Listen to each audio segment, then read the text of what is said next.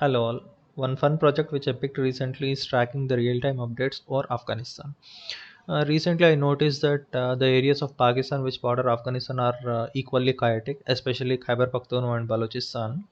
So I thought that maybe it makes more sense for me to include both of them into the map over Afghanistan. The end map and the result looks like this. See. Mm, See, this is what we see here. Afghanistan is in a different color code, and Pakistan is in a different color code. That is the related parts of Khyber Pakhtunkhwa and Balochistan. And there is a color grading which categorizes entities into categories. I'll come to this later. Now, what exactly do we do here? All my shapefiles are located in this particular folder. So the first command which I will be issuing is set working directory. Before going into the code, first of all, what are these shapefiles? Mm, let me. Okay, in case you are not in this folder, what you can do is after executing the command set working directory, you can go to more and directly click on go to working directory. So what do we see here? For example, let me consider Afghanistan. Shapefiles are a set of 5 or 6 files which combinedly give you a graphical display of the map of a particular geography which you consider. So this file which you see .shp is the main one, and .dbf I'll display that in the data later. .dbf gives a visual representation of the complete data. It's nothing more than an Excel. You can directly open it in an Excel or something like that.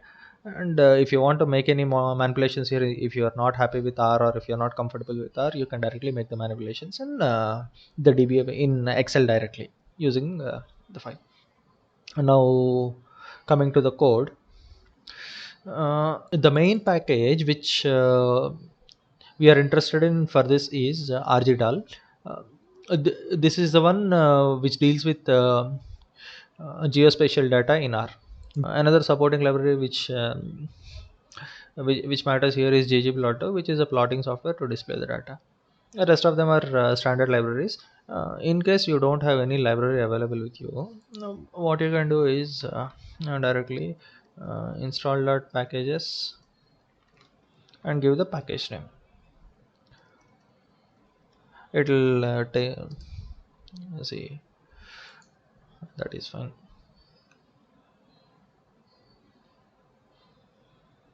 Yeah, okay, this is done. And when you okay, the package is loaded, and then what you do, you either use control enter to run a command or directly click on the run command here. Now when you deal with a shapefile, how do you read it?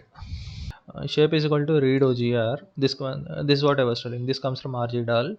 What is the folder path and what is the actual file name? In this case, what I'm considering is afg underscore adm2. Fg underscore adm2.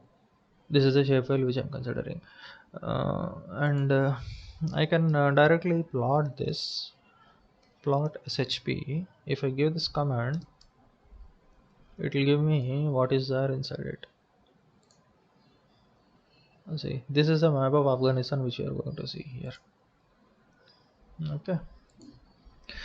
Now, if you want to look at the data which is present in shp, what you notice here is this is a packed data set containing, see, the district names are here, the province names are here, country name is here, and codes for everything is here. But this is not what you are looking at. You cannot manipulate this sort of data. So for this, what we do is there is a command by name Fortify. This Fortify converts the shapefile into a data frame. Now control enter.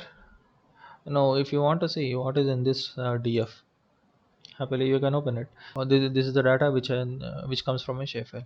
What is the longitude, what is the latitude, and what is the id? These are the three main fields which we need for us. Now I was saying about dbf file, right? This is just for cross referencing. If you compare both the df and data, df gives me only the latitude and longitude and an id. and the data frame, sorry, and this dbf file gives me, I have the problem, I have the name which I want, and I have the id here. This id starts with 1, but here the id starts with 0. Except this, if there is a way for you to link both of them together, and this is going to be your final data which you can use for plotting. So what you do, you take your data, you subtract 1 from id2. This is fine. And once this is done, see, if you run this command, right, data, I have a, what is my, see, okay, this got updated here itself. And after that, I merge both the data sets. But what is the merge condition? id2 is equal, id2 in data is equal to id in y. Mm, this one and this one, there is nothing intuitive or anything there. Um Run this. Now if I'm looking at this data too, what do I see? This is approximately, I won't say exactly, this is approximately what I want.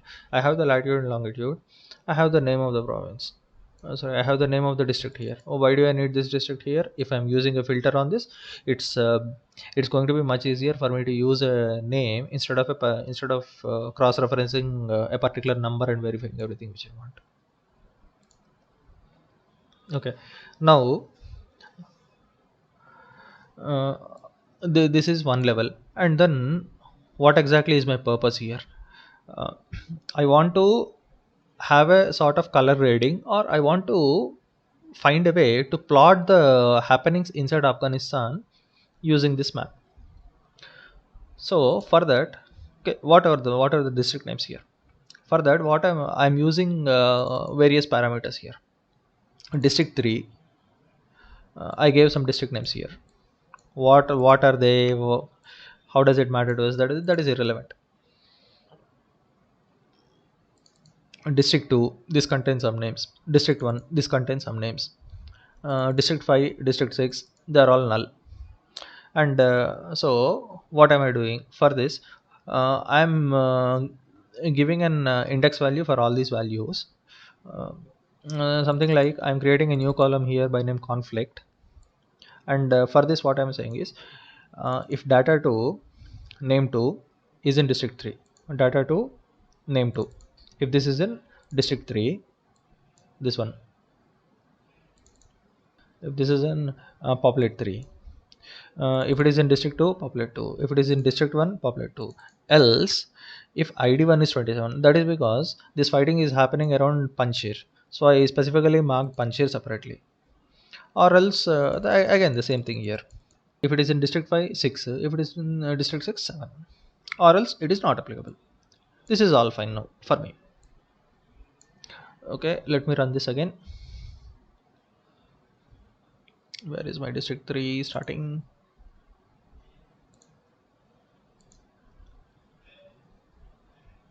So if I'm looking at data 2 once again, what do I see here?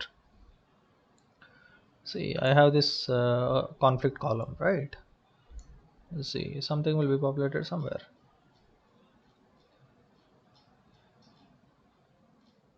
See, some numbers are getting populated here. Okay. Now, if I want to plot this directly, what can I see? 1 minute, let me go to this one. If I'm plotting this particular value, what do I see here? Data 2.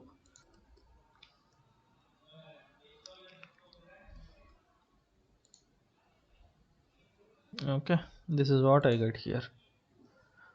So let's try to read this map. I'm having different colors here, each representing a different district. Okay, now let's go back to the code. ggplot, as I told you before, is the one which we are using for plotting. uh, Geometric polygon is a command which we are using to draw the diagram. The color is equal to Bollywood. what is the source data to for us, and then this aesthetics, this is what tells you what to plot. Latitude, longitude, what is the grouping, this is default. These things are default for shapefiles. And what are you using as the fill grade? Fill grade is conflict here. So based on so basically what I'm saying is, based on these particular values, it is giving me a color code here. So this in itself is a complete map for us. But in this specific case, I wanted to add certain provinces of out of Pakistan to this particular map. So for that, I repeat the same story here again. No difference. Anyways, set working directory, shape file for Pakistan, 40y. Same thing. It's a different grade, different names, and different data grading here. 6, 7, 8, 9, and 15. Some of them match here. Some of the scales, if you look at it, if you look at the bottom ones, scale 6 and 7 are there. You will see that 6 and 7 are here. And just for color consistency, I used an anchor value here. This doesn't mean anything. Now, what is it we are looking at here when I talk about Pakistan?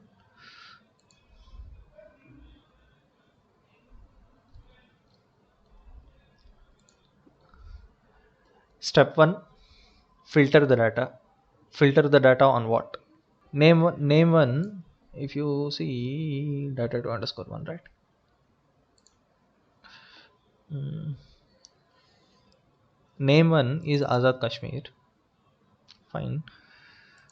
Which is the province name? I want only Balochistan, FATA, Federal Capital Territory, and Northwest Frontier Province, which is Khyber Pakhtunkhwa. This is what I want. So I am filtering only those values out into data 3. Shift and control enter. Now if I'm looking at data 3 underscore 1, this contains only these provinces. Balochistan, this doesn't contain basically this doesn't contain Azad Kashmir. Now historically, Chitral is a part of Jammu and Kashmir. I don't see any point considering Chitral into this map, even though that is the current political reality.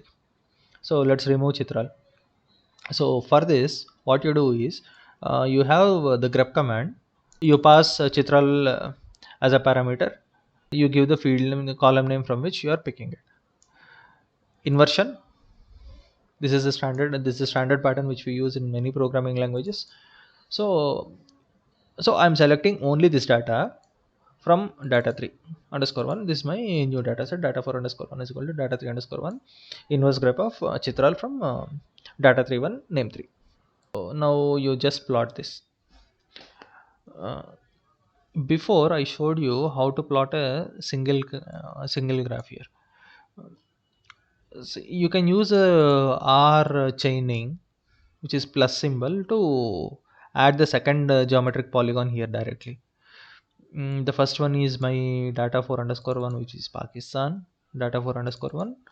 The second one is data 2, which is Afghanistan. I gave a different color code here. Sorry, I gave a different color code here, and everything else is different. Everything else is same. Now, what is the gradient which I am using? uh, 0 means white and the maximum means red. And I have a mid value here which is blue. This I can set it up. I can actually set it up using midpoint is equal to something.